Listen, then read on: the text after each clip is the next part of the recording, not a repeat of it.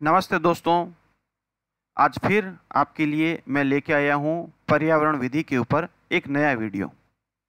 अब तक हम 4 वीडियो देख चुके हैं। आज मैं आपके लिए लेके आया हूँ पर्यावरण विधि के ऊपर 5वां वीडियो। इस वीडियो को मुख्यतः एलएलबी स्टूडेंट की ज़रूरतों को ध्यान में रखते हुए बनाया गया है, लेकिन प्रयास किया गया है कि यह अन्य विद्यार्थियों को भी लाभान्वित करे।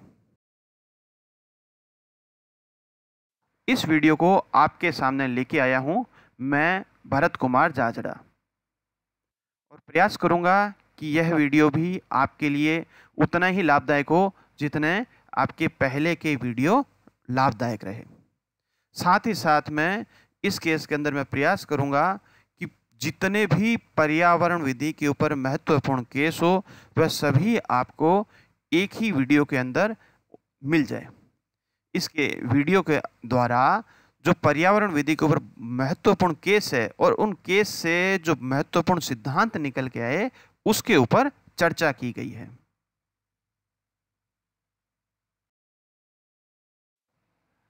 तो चलिए, आज के हमारा जो क्लास है उसका विषय है स्वच्छ पर्यावरण, कुछ महत्वपूर्ण निर्णय। सबसे पहले देखते हैं इसकी भूमिका क्या है, यानी कि ये शुरुआत कहाँ से होती है या जो महत्वपूर्ण केस आने वाले हैं उनका आधार क्या है। इस तरह के जो केसेज है उनका आधार निकल के आता है सन 1976 में 42वां संविधान संशोधन। 42वें संविधान संशोधन से पर्यावरण संरक्षण के महत्व को स्वीकार किया गया और अनुच्छेद 48A और अनुच्छेद 51A जोड़ा गया। अनुच्छेद 48A एक नीति निर्देशक तत्व है और नीति निर्देशक तत्व के रूप में राज्य से ये अपेक्षा की गई, ये उम्मीद की गई कि वह देश के पर्यावरण की सुरक्षा और उसमें सुधार करने तथा वन और वन्य जीवों की रक्षा का प्रयास करेगा। फिर से आप ध्यान दीजिए, नीति निर्देशक तत्व में जोड़ा गया कि देश के पर्यावरण की सुरक्षा और उसमें सुधार करने तथा वन और वन्य जीवों की रक्षा का प्रयास करना है, यह राज्य का कर्तव्य लगाया गया।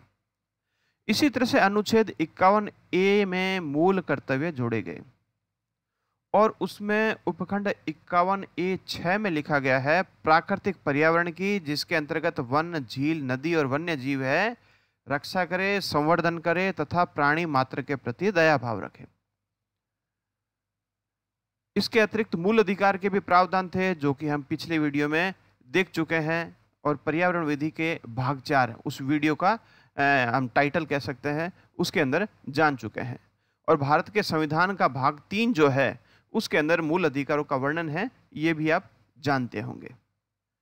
तो मूल अधिकार के बारे में भी हम जान चुके हैं कि पर्यावरण विधि के कुछ मूल अधिकार ऐसे हैं जो कि पर्यावरण विधि से संबंधित है और पर्यावरण विधि के अधिकारों को महत्व देते हैं।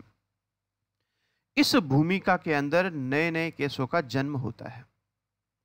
सबसे बड़ी बात तो यह है कि जब 42वें संविधान संशोधन के दौरान पर्यावरण के महत्व को स्वीकार करते हुए और पर्यावरण विधि के प्रावधानों को संशोधन में सम्मिलित किया, तब पूरे देश का ध्यान उधर गया कि पर्यावरण एक महत्वपूर्ण मुद्दा है। तभी संशोधन के अंदर पर्यावरण जैसे विषय के ऊपर सबने ध्यान आकृष्ट किया है। वहीं से एक नए केसों का सिलसिला चल पड़ा। उससे पहले भी थे पर्यावरण विधि के ऊपर बहुत सारे केस सुप्रीम कोर्ट और हाई कोर्ट के, लेकिन उसके बाद में एक नई शुरुआत हुई है ऐसा कहा जा सकता है।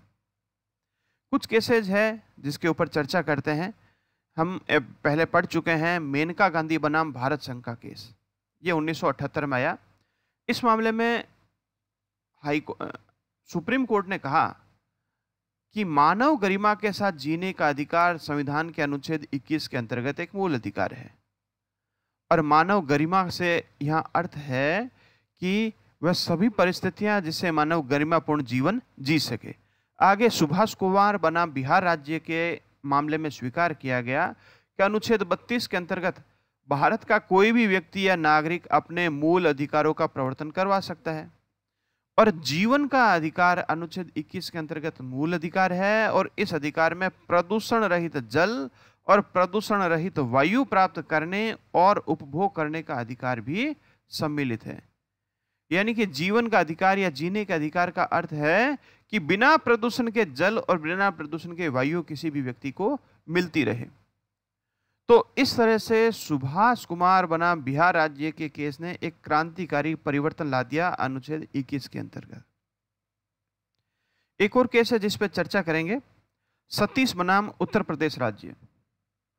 इसी के साथ ही एक दूसरा केस आया था तरुण भारत संघ बनाम भारत संघ का केस। ये दोनों ही मामले 1992 के हैं, 1992 के हैं। इस केस में कहा गया अनुच्छेद 21 यानी जो मूल अधिकार से संबंधित है, प्राण और दैहिक स्वतंत्रता का अधिकार, और अनुच्छेद 48A, इनमें पारस्परिक संबंध है और इन्हीं संबंधों को स्थापित करते हुए इस केस में कहा गया कि अनुच्छेद 21 में प्राण और दैहिक स्वतंत्रता के संरक्षण के मूल अधिकार में अनुच्छेद 48A का पर्यावरण संबंधी नीति निर्देशक तत्व भी सम्मिलित है। यह सबसे बड़ा परिवर्तन आया। मूल अधिकारों का प्रवर्तन संभव है। अनुच्छेद 32 के अंतर्गत हम सीधे सुप्रीम कोर्ट जा सकते हैं। अनुच्छेद 226 के अंतर्गत हम सीधे ही हाई कोर्ट जा सकते हैं। लेकिन अनुच्छेद 48A एक नीति निर्देशक तत्व है और उसके बारे में अनुच्छेद 37 में लिखा गया है कि नीति निर्देशक तत्वों का न्यायालय के द्वारा प्रवर्तन नहीं करवाया जा सकता। लेकिन 48A को अनुच्छेद 21 का भाग मान लिया। 21 का भाग मानने का अर्थ है कि प्राण और दैहिक स्वतंत्रता तभी रहेगी जब राज्य अपने कर्तव्यों को पूरा करे। और राज्य का कर्तव्य क्या है कि देश के पर्यावरण की सुरक्षा और उसमें सुधार करने और वन्य जीवों की रक्षा का प्रयास करेगा। यानी कि राज्य अपने कर्तव्य निभाएगा तभी एक आम व्यक्ति अनुच्छेद 21 के अपने अधिकारों का प्रयोग कर पाएगा। इसीलिए जरूरी है, राज्य के लिए ड्यूटी है कि वह 48A का कर्तव्य पूरा करे ही करे। और अगर नहीं करे राज्य, तो अनुच्छेद 21 के अंतर्गत कोई मामला आएगा तो न्यायालय आदेश दे सकेगा कि जाके आप अपना कर्तव्य कीजिए और पर्यावरण की सुरक्षा कीजिए। इस तरह से यह एक बड़ा क्रांतिकारी परिवर्तन शुरू हो गया। यह दो केस जो थे, ये हम कह सकते हैं कि पर्यावरण विधि के ऊपर बहुत ही बड़े परिवर्तन लाने वाले लीडिंग केस साबित हुए। सतीश बनाम उत्तर प्रदेश राज्य और तरुण भारत संघ बनाम भारत संघ का केस। अब बात करते हैं आगे के बारे में। पर्यावरण के ऊपर ये जो बहुत ही महत्वपूर्ण केसेज आए, उनसे कुछ सिद्धांत निकल के आए जो कि पर्यावरण विधि के अंदर मील के पत्थर साबित हुए। उन्हीं सिद्धांतों के अंदर हम कह सकते हैं कि सबसे पहले तो मानव स्वास्थ्य के लिए पर्यावरण की महत्ता को स्वीकार किया गया। जब तक स्वच्छ पर्यावरण नहीं है तब तक मानव स्वास्थ्य की पूर्ण प्राप्ति हो ही नहीं सकती। इसलिए पर्यावरण और मानव स्वास्थ्य का गहरा संबंध है, इसे स्वीकार किया गया कई केसों के अंदर। और उदाहरण के लिए इसमें हम 3 केसों को देखते हैं। बंगलोर मेडिकल ट्रस्ट बनाम BS मुडप्पा, 1991 में यह केस आया था और इसके ऊपर हम पिछले वीडियो में चर्चा कर चुके हैं। सर्वोच्च न्यायालय ने सार्वजनिक पार्क के स्थान पर नर्सिंग होम में बदलने की चेष्टा को निष्फल कर दिया। क्यों कर दिया? सर्वोच्च न्यायालय ने कहा कि सार्वजनिक पार्क अगर कहीं है तो वहां पेड़ पौधे होंगे, लोग आएंगे, लोग जाएंगे और उससे उन्हें स्वच्छ वायु मिलेगी, स्वच्छ जीवन का एक आधार मिलेगा। लेकिन अगर वहां पर नर्सिंग होम बना दिया तो ऐसी स्थिति में ना तो वहाँ पर्यावरण की रक्षा संभव है, ना वहाँ पेड़ पौधे लगाए जा सकते हैं और ना ही वहाँ कोई व्यक्ति घूमने के लिए सुबह सुबह ताज़ी हवा लेने के लिए आ सकता है। अनुच्छेद 21 के अंतर्गत स्वच्छ पर्यावरण जो है हर व्यक्ति का मूल अधिकार है। इसलिए ये जरूरी हो जाता है कि यहाँ पर अगर सार्वजनिक पार्क के लिए जमीन रखी गई है तो सार्वजनिक पार्क ही रखा जाए, ना कि यहाँ नर्सिंग होम बदल दिया जाए।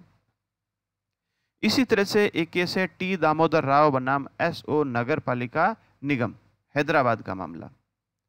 इस केस में मनोरंजन पार्क के लिए आरक्षित 150 एकड़ भूमि को आवासीय प्रयोजन के लिए उपयोग नहीं किया जा सकता, ऐसा कहा गया। यानी कि मनोरंजन पार्क के लिए अगर जमीन रखी गई है 150 एकड़, तो वहाँ कॉलोनी नहीं काटी जा सकती। कॉलोनी नहीं काटेंगे, वो मनोरंजन पार्क के लिए रहेगी, वहाँ मनोरंजन भी होगा लोगों का और वहाँ जो वृक्ष लगेंगे पर्यावरण की रक्षा भी होगी। एक और केस है लॉ सोसाइटी ऑफ इंडिया बनाम फर्टिलाइजर्स एंड केमिकल, ट्रावनकोर राज्य का मामला है। इस केस में केरल हाई कोर्ट ने कहा कि स्वच्छ पर्यावरण जीने के अधिकार का एक भाग है, इसलिए कोई भी व्यक्ति जो है अनुच्छेद 21 के अंतर्गत इस अधिकार का प्रवर्तन करवा सकता है। तो ये जो 3 केस हैं एक उदाहरण के रूप में है। इस तरह के बहुत सारे केसेज आए जिनसे मानव स्वास्थ्य के लिए पर्यावरण की महत्ता को स्वीकार किया गया। इसी तरह से और कई सारे केसेज हैं जिनके अंदर नए नए सिद्धांतों का प्रतिपादन कर दिया गया और वह सिद्धांत बाद के लिए एक मील का पत्थर बन के साबित हुए, जिनमें बताया गया कि पर्यावरण का महत्व कितना है। तो हम इसी तरह के कुछ सिद्धांत देखते हैं। एक सिद्धांत और आगे चल के आया जिसका नाम था सावधानी का सिद्धांत। सावधानी के सिद्धांत का अर्थ है कि प्रदूषण के खतरों का पहले से ही पूर्वानुमान लगाकर उन कारणों पर रोकथाम का प्रयास हो जिनसे प्रदूषण उत्पन्न हो। पहले एक प्रयास किया जाए दूरदृष्टि लगाने का कि जो कार्य कर रहे हैं कहीं उससे प्रदूषण तो नहीं होगा, और अगर होगा तो उसकी रोकथाम कैसे हो, पहले से ही सोच लिया जाए।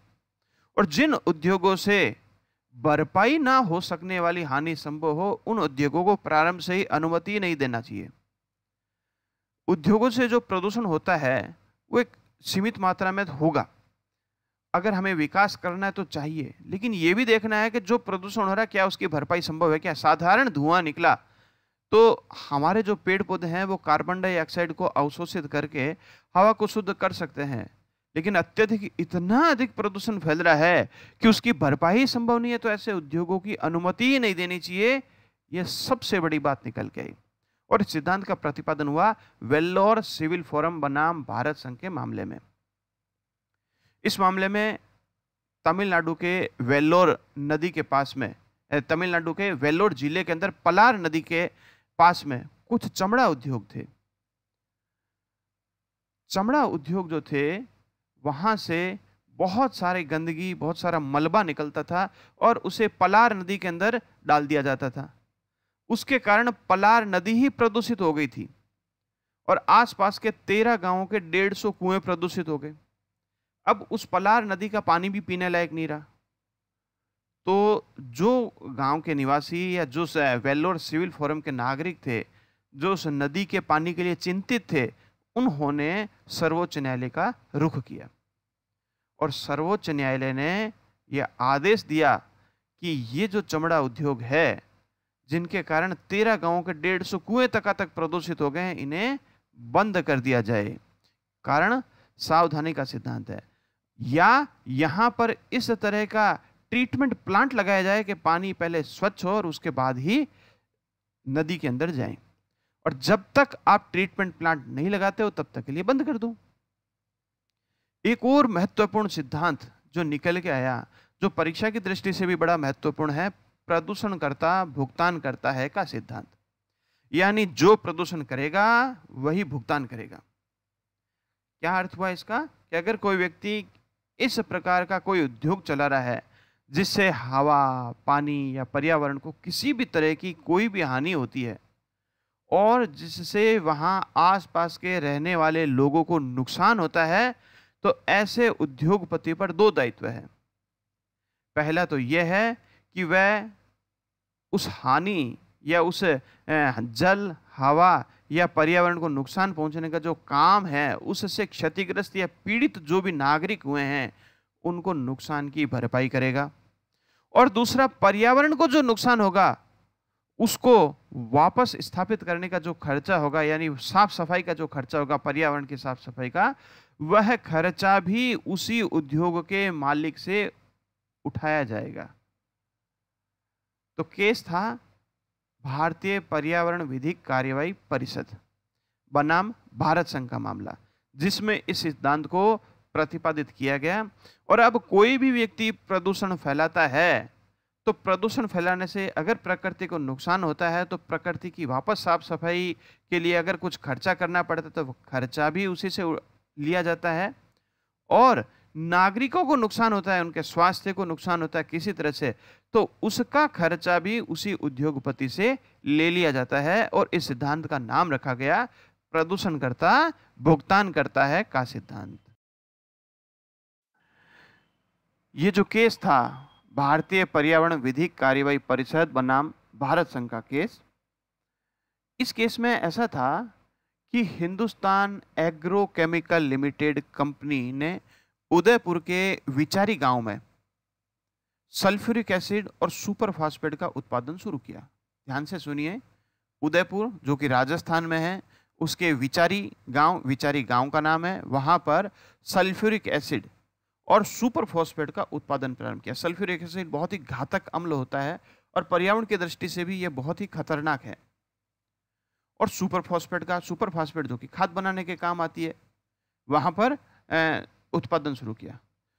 उसी उदयपुर के विचारी गांव में एक और सरकारी कंपनी हिंदुस्तान जिंक लिमिटेड भी वहां कई तरह के रसायनों का निर्माण कर रही थी और उन रसायनों का उपयोग भी खाद बनाने के अंदर आ रहा था और दूसरे कई जगह काम में लिया जा रहा था उन रसायनों को। वहीं उसी विचारी गांव में एक निजी केमिकल कंपनी और थी। निजी केमिकल कंपनी का नाम था सिल्वर केमिकल्स और वहां एच नामक एक विषैले और खतरनाक केमिकल का निर्माण किया जा रहा था। ये इतना विषैला था कि उसकी एक बहुत छोटी सी मात्रा भी, यानी सुई के नोक के बराबर की मात्रा भी पर्यावरण को नुकसान पहुंचाने के लिए पर्याप्त थी और इस तरह के केमिकल का टनों मात्रा में उत्पादन किया जा रहा था। ऐसे रसायनों के निर्माण से बहुत से अपशिष्ट पदार्थ या कचरा या गंदगी भी निकलती थी और गंदगी जब निकलती थी, जो कचरा निकलता था, जो अपशिष्ट पदार्थ निकलता था, उसको फैक्ट्री के बाहर खुले के अंदर यूं ही फेंक दिया जाता था। यानी दूसरे शब्दों में रसायनों के निर्माण करने के अंदर पर्यावरण सुरक्षा साधन का किसी तरह का कोई प्रयोग ही नहीं किया जा रहा था, न ही कोई सुरक्षा उपकरण का ध्यान रखा जा रहा था। जो भी केमिकल से गंदगी बनी उसे गांव में खुले के अंदर फेंक दिया जाता था। खुले में फेंकने से आसपास के निवासियों के लिए गंभीर संकट बन गया। कैसे बन गया उनके लिए संकट? कि जो खुले के अंदर कचरा होता था, बरसात के दिनों में, उदयपुर में वैसे भी बरसात ज़्यादा आती है और झीलों की नगरी भी उदयपुर को कहा जाता है, तो बरसात होती तो वे सारे केमिकल बरसात के पानी के साथ घुल जाते और बरसात के पानी के साथ बहते रहते। बहते बहते वो कहीं तो झीलों में चले जाते, कुछ लोगों के खेतों में चले जाते, कुछ जमीन के साथ रिस कर जमीन के अंदर चले जाते। तो हर तरह से वो प्रदूषण फैला रहे थे। जब वह पानी के साथ मिलकर झीलों तक पहुंच जाते तो झीलों का पानी प्रदूषित हो गया और अब मछलियों का जीवन वहाँ मुश्किल हो गया और वो पानी पीने लायक भी नहीं रहा। इसी के साथ ही वह बह के खेत में चला गया तो खेत की भूमि के उपजाऊपन में कमी ला रहा था और जो रिस के जमीन के अंदर जा रहा था पानी और जमीन के साथ घुल के जमीन के अंदर पहुंच रहा था, उससे वहां आसपास के जो कुएं थे वह कुएं प्रदूषित हो गए थे।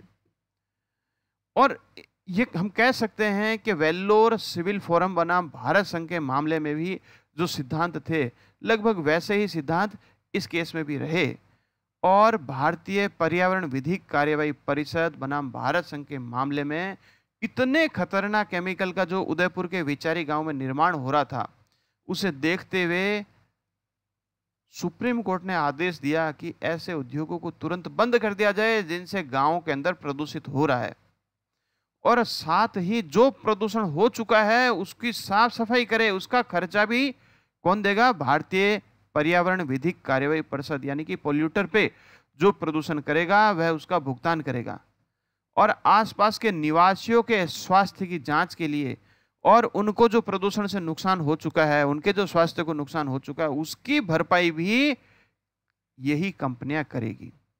तो इस तरह से ये एक महत्वपूर्ण निर्णय दिया गया। एक और नियम है जिसे हम कहेंगे सामंजस्य का नियम।